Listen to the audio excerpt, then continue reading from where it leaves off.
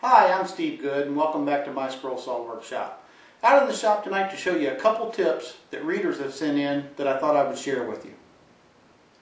Here's the first little upgrade I want to talk about, and it's a timer. Now, the reason it's important to have a timer with your scroll saw, especially if you're going to try to sell your projects, is obviously time is worth money, so you need to know exactly how much time you've put into a project so you can predict what your cost of that project should be. So a reader sent me an email the other day asking me if I knew of any timers that would work well with the scroll saw. And at first I was thinking about a built-in timer that would start and stop with the saw. And the more I thought about it, the more I realized it's not really important how long your saw is running. In that case, it's more important to know what your total time in the shop is. So I decided the best way to do it was to look for a little start, stop, up, down counter, which I found this at Radio Shack. So I'm going to get in here a little closer and show you the functions of it. This timer functions in two different ways. It will count up and it will count down. So when you first put the battery in it and turn it on, you're in the count up mode.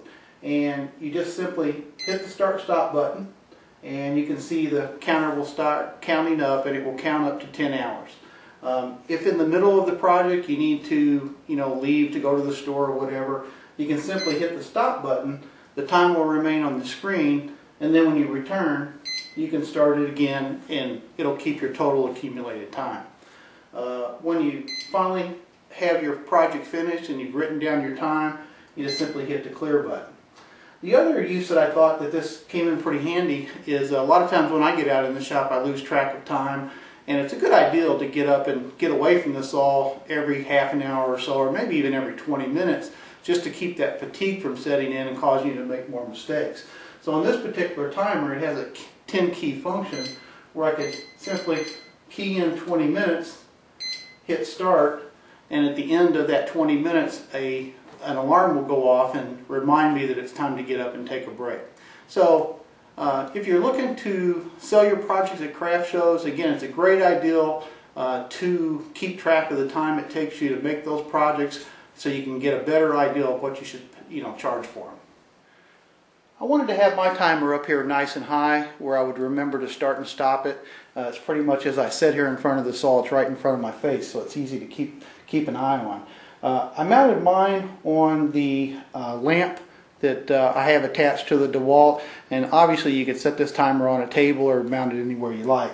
But this lamp shield gets pretty hot after it's been on for a little while, so I mounted the timer onto a 1/4-inch sheet of MDF and then just simply tie wrap that to the lamp itself, and that seems to keep all the heat away from it. Here's tip number 2, and again another tip that was sent to me from a reader. And I really like this one too. A lot of times you start a project and you have a pretty good idea that you're going to use, let's say 2 blades or 3 blades throughout the project. And if you're like me, you keep your blades over in some blade tubes or in some holder of some type. But a really quick tip that someone sent me was to, on the side of the scroll saw, just attach a couple of those little small rare earth magnets that are so strong, and then get your extra blades that you plan on using and just set them right there on the side of your scroll saw. Very handy in place, they won't go anywhere, and they're out of the way. So thought that was a great tip, and I wanted to share that one with you also. Okay, thanks for watching this video. I'm Steve Good, and we'll see you next time here at the Scrollsaw Workshop.